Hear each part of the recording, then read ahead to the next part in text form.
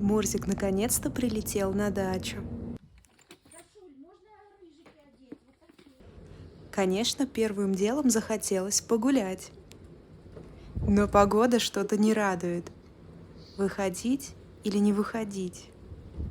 Нужно рискнуть. Ветер настолько сильный, что Мурзика уносит.